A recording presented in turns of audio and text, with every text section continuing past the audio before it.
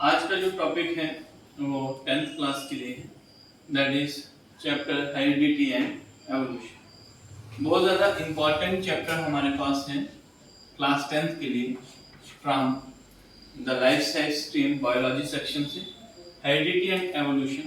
और ये चैप्टर जो है यहाँ पे आपको क्लास 12th के अंदर भी बहुत इंपॉर्टेंट रोल देता है। जो कंसेप्ट आप क्लास 10th में हेरिडिटी एंड एवोल्यूशन के अंदर सीखते हैं वही कंसेप्ट आगे जाके क्लास 12th में आपको ब्रॉड वे में पढ़ने को, सीखने को और करने को मिलता है। तो क्लास 10th में अगर आपने हेरिडिटी एंड एवोल्यूशन चैप्टर को बहुत अच्छे से पढ़ा है और अच्छे से समझने की कोशिश की है, जो बेसिक हमारे पास फैक्ट्स हैं हेरिडिटी और एवोल्यूशन को लेके, अगर उन बेसिक चीजों को आपको अंडरस्टैंडिंग बहुत अच्छे से है तो आपको आगे जाके कोई भी प्रॉब्लम नहीं है। हेरिडिटी एंड एवोल्यूशन बेसिकली किसी भी लिविंग ऑर्गेनिज्म के साथ जुड़े हुए। इस चैप्टर को सबसे आसानी से पढ़ने का तरीका यही है कि जब हम इस चैप्टर को पढ़ें तो इस चैप्टर को हम अपने साथ रिलेट करें, अपनी लाइफ के साथ रिलेट करें, अपनी लाइफ की हिस्ट्री के साथ रिलेट करें। तो इस चैप्टर को समझने में और करने में कोई भी ज्यादा दिक्कत नहीं आएगी। सबसे पहले इस चैप्टर के मीनिंग को समझ लेते हैं। हेरिडिटी क्या मतलब है? हेरिडिटी मींस जो कैरेक्टर्स हमें पेरेंट्स से मिल रहे हैं, the transmission of characters from parents to offspring, उसे हम क्या कह रहे हैं? हेरिडिटी कह रहे हैं। we as a human being are a result of our parents। हमारे पेरेंट्स सेक्सुअली रिप्रोडक्शन की वजह से हम लोग जो है वो बन पाए हैं, और हमारे अंदर जो कैरेक्टर्स हैं वो कहां से आ रहे हैं? They are from the parents. तो वही कैरेक्टर्स जो पेरेंट्स से हमारे पास आ रहे हैं, उन कैरेक्टर्स को हम हेरिडिटरी कैरेक्टर्स कहते हैं। एंड एवोल्यूशन की अगर हम बात करते हैं, एवोल्यूशन का मतलब होता है कि over a period of time, कि समय के साथ साथ किस तरह से क्या-क्या चेंजेस जो हैं हमारे पास एवोल्यूशन या ह्यूमन बीइंग्स या किसी भी ऑर्गेनिज्म की बॉडी फॉर्म में, स्ट्रक्चर में, डेवलपमेंट में हमारे पास देखने को मिलती है। फॉर एग्जांपल अगर हम अपनी बात करते हैं या इस अर्थ की बात करते हैं, जब इस अर्थ पे कुछ नहीं था, no living form is existing in this earth, तो जब लाइफ का ओरिजिन हुआ था तो वो सिंगल सेल से हुआ था। उसके बाद धीरे धीरे लाइफ जो है वो सिंगल सेल से मल्टी सेलुलर डेवलप करती है, और अर्थ की एटमॉस्फेयर में, अर्थ की सराउंडिंग में बहुत सारी चेंजेस होते हैं। उन चेंजेस के अकॉर्डिंगली जो ऑर्गेनिज्म नेक्स्ट जनरेशन में भी आए, उनमें भी कुछ चेंजेस देखने होंगे। तो वही चेंजेस हमारे पास किसका हिस्सा है? एवोल्यूशन का हिस्सा है। बिकॉज़ हम लोग भी डायरेक्टली ऐसे नहीं बने, हमारी भी एवोल्यूशन हुई है, तब जाके हम इतने एडवांस हुए हैं और इस एनवायरनमेंट में कैपेबल हो पाए हैं कि हम यहाँ पे क्या कर सकते हैं? सरवाइव कर सकते हैं। तो एक इंपॉर्टेंट टर्म हमारे पास आती है हेरिडिटी, और दूसरी हमारे पास आती है एवोल्यूशन। दोनों ही एक दूसरे के साथ में जुड़ी हुई हैं, इसलिए दोनों को ही हम साथ साथ लेते हैं। अब जो एवोल्यूशन हमारे पास है बेटा, क्लास 10th के अंदर तो आपके पास रिलेटेड होगा, लेकिन अगर आपने हेरिडिटी पढ़ना है तो उसके साथ एवोल्यूशन को भी समझना जरूरी है। क्लास 12th में तो आपको ये काम आएगा ही आएगा, लेकिन आगे एवोल्यूशन का क्या इंपॉर्टेंट, किस हेरिडिटी के पीछे क्या इंपॉर्टेंट रोल है, वो आप इन दोनों चीजों को समझ के आप अच्छे से कर सकते हैं। बिकॉज एवोल्यूशन है बिकॉज ऑफ द हेरिडिटी। अगर हेरिडिटी ट्रांसमिशन ऑफ कैरेक्टर्स नहीं होते, नेक्स्ट जनरेशन में न्यू कैरेक्टर्स नहीं आते, तो एवोल्यूशन शायद नहीं हो पाती। बिकॉज हमारा जो एटमॉस्फेयर है, हमारी जो अर्थ है, वो कभी भी कांस्टेंट नहीं है, वो हमेशा क्या हो रही है? चेंज हमारे पास। Is it clear? तो चेंजिंग एनवायरनमेंट में इंडिविजुअल को भी क्या करना है? खुद में कुछ चेंजेस लेके आनी है, because that changes is required by that organism to survive in that changing environment. अगर वो अपने अंदर वो चेंजेस नहीं लेके आता है तो वो कहीं भी सर्वाइव करने में कैपेबल नहीं हो पाता, तो अल्टीमेटली उसकी स्पीशीज को एक्सटिंक्ट होना पड़ता है। तो अपने आप को बचाए रखने के लिए उसको अडॉप्टेशंस करनी पड़ती है। So we have heredity and evolution. जो हेरिडिटी एंड एवोल्यूशन चैप्टर है बेटा, एक्चुअली में वो बायोलॉजी के अंदर या आप कह सकते हो लाइफ साइंस के अंदर एक हमारे पास जेनेटिक्स का एक हिस्सा है। जेनेटिक्स वो ब्रांच है साइंस की, या आप कह सकते हो मॉलिक्यूलर बायोलॉजी। मॉलिक्यूलर बायोलॉजी और जेनेटिक्स वो ब्रांच है साइंस की जो डील करती है स्टडी ऑफ जीन्स के साथ। जेनेटिक्स किसके साथ डील कर रही है? It deals with the study of genes. अब हम बात करते हैं ये जीन्स होते क्या हैं। These are the small functional unit जो कैरेक्टर्स को कैरी करते हैं फ्रॉम पेरेंट्स टू ऑफस्प्रिंग और जो हेरिडिटी के लिए रिस्पॉन्सिबल होते हैं, मतलब कैरेक्टर्स ट्रांसफर कर रहे हैं पेरेंट्स से नेक्स्ट जनरेशन में, वो कौन आ रहे हैं? जीन। तो जीन क्या आ रहे हैं हमारे पास? They are called as the structural और simply we can say functional unit of heredity. तो हेरिडिटी में ट्रांसमिशन कैरेक्टर्स की तो हो रही है, लेकिन किसके थ्रू हो रही है? जीन्स के थ्रू। अगर हम जीन्स की लोकेशन की बात करें कि भाई ये जीन्स होते कहां पे हैं, पता तो चल गया कि कैरेक्टर्स को कैरी कर रहे हैं, लेकिन होते कहां पे हैं? तो they are located in the chromosomes. कहां प्रेजेंट होंगे? क्रोमोसोम्स के अंदर प्रेजेंट होंगे। और ये क्रोमोसोम कहां प्रेजेंट होगा? It is present inside the cell. Inside the किसी भी लिविंग ऑर्गेनिज्म के अंदर, सेल के अंदर हमारे पास प्रेजेंट होगा। और सेल के अंदर जो एक्चुअल लोकेशन होगी वो हमारे पास होगी न्यूक्लियस। कहां प्रेजेंट होगा? न्यूक्लियस। अगर हम सिंपली ह्यूमंस की ही बात करते हैं तो ह्यूमंस के पास 46 क्रोमोसोम्स होते हैं। कितने होते हैं? वी हैव 46 क्रोमोसोम, जिनमें से अगर सिंपली इसको कह सकते हो there are 23 pair of chromosome भी इसे हम लोग कह सकते हैं। 46 क्रोमोसोम्स को हम 23 पेयर ऑफ क्रोमोसोम कह सकते हैं, जिनमें मेल और फीमेल में क्या डिफरेंस है in related to that of the chromosome. Sex chromosome को लेके एक ही डिफरेंस है कि मेल के पास हमारे पास XY type of sex chromosome होता है और फीमेल के पास XX क्रोमोसोम। ये एक बेसिक डिफरेंस। इसी डिफरेंस की वजह से हमारे पास मेल और फीमेल इंडिविजुअल बन पाता है। आगे इसी चैप्टर हेरिडिटी के अंदर जब आप सेक्स डिटरमिनेशन की बात करेंगे तो सेक्स डिटरमिनेशन में यही इंपॉर्टेंट फैक्टर रहेगा जो डिटरमाइन करेगा सेक्स ऑफ द इंडिविजुअल। तो सेक्स को डिटरमाइन करने के लिए ये जो क्रोमोसोम रिस्पांसिबल होते हैं, इन क्रोमोसोम्स को इसलिए हम सेक्स क्रोमोसोम्स भी कहते हैं। यहां तक क्लियर हुआ? अब यहां पे जब हम क्रोमोसोम्स की बात कर रहे हैं तो क्रोमोसोम्स होते क्या हैं? Chromosome basically thread like structures होते हैं। They are thread like structures और बेसिकली विजिबल होते हैं जब सेल क्या करना चाहता है? डिवाइड करना चाहता है। मान लो ये हमारे पास एक सेल, इस सेल के अंदर हमारे पास क्या आ रहा है? This one will be the nucleus. Nucleus double membrane structure होता है और बीच में उसके क्या रहता है? पोर रहता है, जिसे न्यूक्लियर पोर कहा जाता है। इस न्यूक्लियस के अंदर जो इस तरह से थ्रेड लाइक स्ट्रक्चर्स होंगे, इन्हें हम डेजिग्नेट करते हैं क्रोमोसोम। और जब सेल डिवाइड करता है तो उस टाइम पे ये कुछ इस तरह से स्ट्रक्चर फॉर्म में विजिबल हमारे पास दिखते हैं। ऐसे तो हमारे पास सिंपली थ्रेड लाइक स्ट्रक्चर्स होते, लेकिन डिवीजन के टाइम पे ये विजिबल हमारे पास। अब इसी क्रोमोसोम्स के सेगमेंट के ऊपर क्या प्रेजेंट होते हैं? जीन्स प्रेजेंट होते हैं। और जीन जो है वो कैरेक्टर्स को ट्रांसमिट करने में मदद कर रहे हैं फ्रॉम पेरेंट्स टू ऑफस्प्रिंग। तभी तो हम कहते हैं कि हम जो है हमारे अंदर जो कैरेक्टर्स हैं वो हमारे पेरेंट्स के हमारे पास दिए हुए, क्योंकि पेरेंट्स ने उन कैरेक्टर्स को ट्रांसफर किया हमारे बॉडी के अंदर with the help of gametes.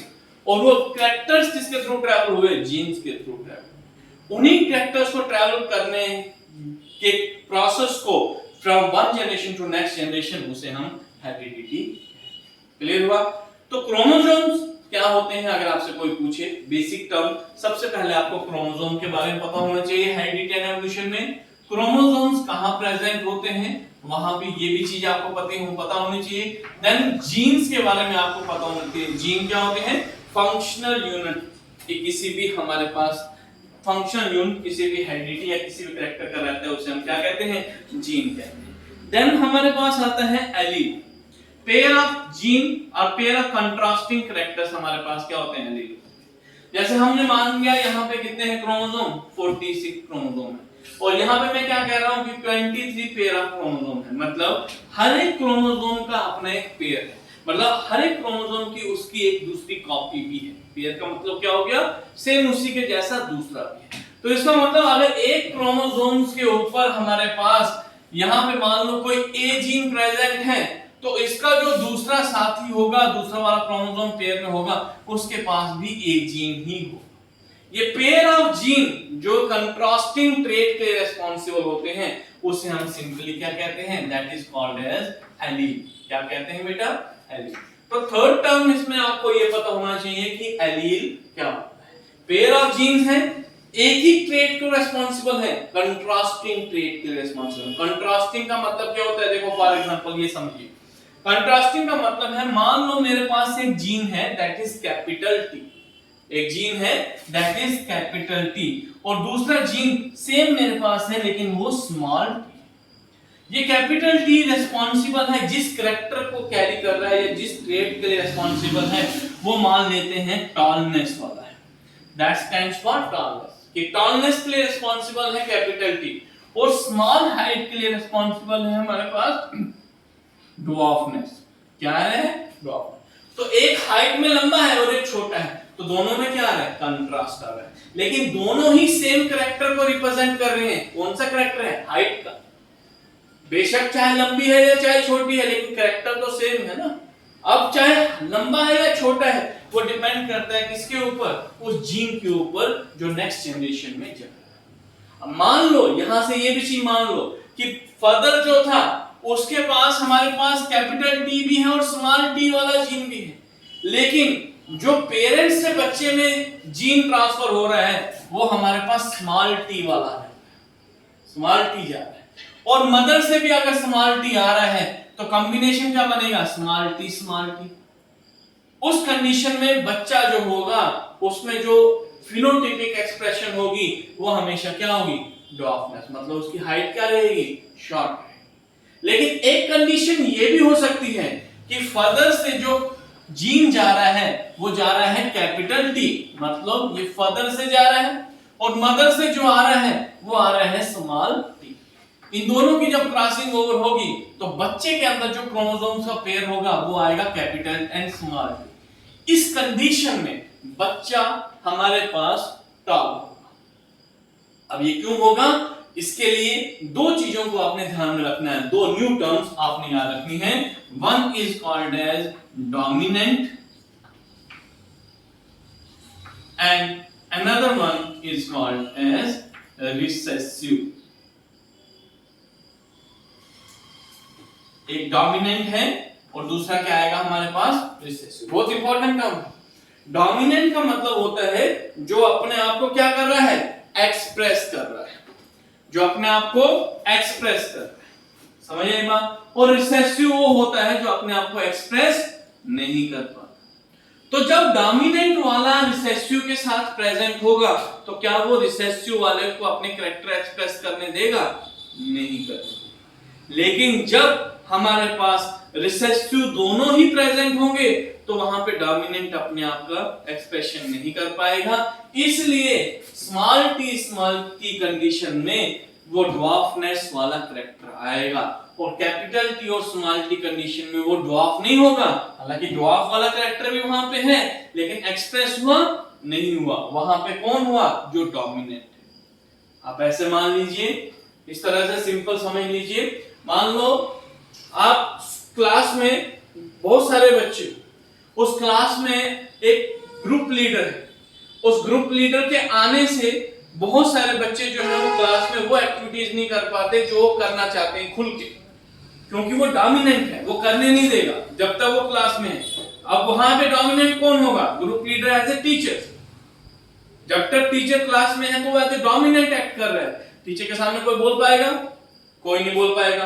Teacher के सामने कोई इंडिसिप्लिन कर पाएगा, नहीं कर पाएगा। लेकिन जैसे ही टीचर को वहां से हटा दिया जाएगा तो क्या करेंगे, जो छुपे हुए कैरेक्टर थे वो एकदम से सामने आ जाएंगे और अपने आप को क्या करेंगे, अपने आप को क्या करेंगे, एक्सप्रेस करेंगे। तो that one is called as recessive, जो अपने आप को एक्सप्रेस नहीं करता इन प्रेजेंस ऑफ डोमिनेंट। और डोमिनेंट वो है जो रिसेसिव के साथ रह के भी अपने आप को एक्सप्रेस करता है और रिसेसिव को एक्सप्रेस करने, पता चला। यही डोमिनेंट और रिसेसिव के ऊपर बेस्ड हमारे पास प्रिंसिपल्स हैं जो हमारे पास मेंडल ने दिए थे, और 3 लॉ हमारे पास मेंडल ने दिए थे जिनको हमने हेरिडिटी एंड एवोल्यूशन चैप्टर में पढ़ा। मेंडल कौन, he is called as the father of genetics. जिसमें पूरी हेरिडिटी, एवोल्यूशन, ये सब चीजें इसी के ऊपर बेस्ड है। क्योंकि मेंडल वाज द फर्स्ट जिसने ये चीज जानने की कोशिश की या ये चीज स्टडी करने की कोशिश की कि कैसे कैरेक्टर्स ट्रांसमिट होते हैं one generation to next generation, उनके पीछे रीजन क्या है, what is the cause for that transmission. बात समझ लगी या नहीं लगी? Is it clear? Now next term जो आपको याद रखनी है that is the genotype and next one is phenotype. Genotype क्या होता है?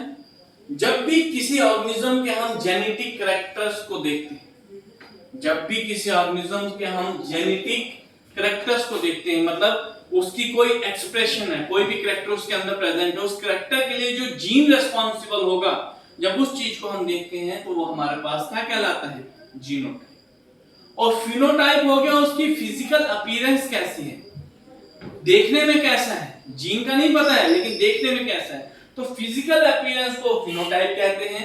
उस फिजिकल अपीयरेंस के पीछे जो हमारे पास रिस्पांसिबल है जीन्स, उसके जब हम मेकअप को देखते हैं या उसकी जो उसके पीछे जिन जीन्स का हाथ है, जब उनको हम स्टडी करते हैं तो वो उसका जीनोटाइप कहलाता है। फॉर एग्जांपल हमारे पास एक कैरेक्टर है टॉलनेस वाला और ड्वार्फनेस वाला। हम किसी प्लांट को देख के या एनिमल को देख के ये बोल सकते हैं कि भाई ये टॉल है या ड्वार्फ है। कोई प्लांट अगर टॉल है तो मैं उसको क्या बोलूंगा? ये टॉल है। कोई अगर छोटा है तो मैं उसको बोलूंगा छोटा है। लेकिन उसकी टॉलनेस के पीछे, ड्वार्फनेस के पीछे जीन्स को जब मैं बताऊंगा कि ये जीन रिस्पांसिबल है तो वो उसका जीनोटाइप कहलाएगा। दैट मींस फिनोटाइप में सिंपली क्या कहूंगा? That the plant is tall और द प्लांट इज ड्वार्फ। लेकिन जब मैं इसका जीनोटाइप लिखूंगा, टॉल के लिए अगर मैं कैपिटल टी कैपिटल लिख रहा हूं एंड देन ड्वार्फ के लिए मैं स्मॉल टी लिख रहा हूं, तो जब मैं जीन की फॉर्म में उसको रिप्रेजेंट कर रहा हूं उसका जीनोटाइप कहलाएगा। और जब हमारे पास टॉलनेस या ड्वार्फनेस के फॉर्म में रिप्रेजेंट करूंगा, सिंपली बताऊंगा, उसके एक्सप्रेशन को बताऊंगा, तो उसका क्या कहलाएगा? फिनोटाइप कहलाएगा। Is it clear? बात समझ आई? नेक्स्ट इसमें जो इंपॉर्टेंट है, जिसके थ्रू हमने हेरिडिटी को स्टडी करना है, मेंडल के लॉज को स्टडी करना है, वो हमारे पास आते हैं क्रॉसेस। क्रॉस का मतलब क्या होता है कि दो इंडिविजुअल्स को आपस में क्या करो? कंबाइन करो, एक न्यू इंडिविजुअल जब बनता है उसे हम सिंपली क्या कहते हैं? क्रॉस कहते हैं। और क्रॉसेस में हमारे पास दो पेरेंट्स इन्वॉल्व होते हैं, one is male parent and the one is female parent. तो डिफरेंट टाइप ऑफ क्रॉसेस हमारे पास होते हैं। Number one you can say mono hybrid cross, mono hybrid cross. और दूसरा हमारे पास डाई हाइब्रिड क्रॉस हमारे पास, एंड तीसरा हमारे पास ट्राई हाइब्रिड क्रॉस भी होते हैं। बट आपको मोनो और डाई तक ही कर लीजिए, आपके लिए इतना ही क्लास 10 में सफिशिएंट है। मोनो का मतलब होता है सिंगल, डाई का मतलब होता है दो।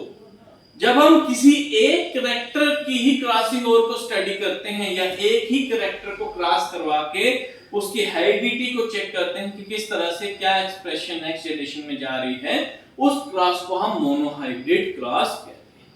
लेकिन जब हम क्या करते हैं, जब हम किन्हीं दो कैरेक्टर्स को एक साथ स्टडी करते हैं क्रॉस के तौर पे, उस क्रॉस को हम डाइहाइब्रिड क्रॉस कहते हैं। क्या कहते हैं? Dihybrid cross. समझे ये बात? अब जो गैमेट्स हमारे पास या जो जीन्स हमारे पास होते हैं वो हमेशा दो स्टेट में होते हैं। एक हमारे पास आते हैं होमोजाइगस, जाइगस, और एक आता है हेटेरोजाइगस। ये कुछ टर्म्स हैं बेसिक, ये समझ आ जाएंगी तो आगे चैप्टर को समझने में दिक्कत नहीं आएगी। होमो का मतलब होता है सेम, हेटेरो का मतलब होता है डिफरेंट। जब दोनों कैरेक्टर या दोनों जीन्स एक जैसे हैं, मान लो कैपिटल टी दोनों सेम है, या मान लो स्मॉल टी सेम है, तो इस पेयर ऑफ जीन को हम कहते हैं होमोजाइगस। समझ लगी बात? लेकिन हेटेरोजाइगस में अगर एक कैपिटल है तो दूसरा स्मॉल है, दोनों अलग अलग हैं, तो उस कंडीशन, उस पेयर को हम कहते हैं हेटेरोजाइगस। क्या कहेंगे? हेटेरोजाइगस। समझ लगी बात? नेक्स्ट एक और टर्म हमारे पास आती है जिसे हम प्रोजेनी कहते हैं। ये टर्म भी आपको इस चैप्टर में सुनने को मिलेगी।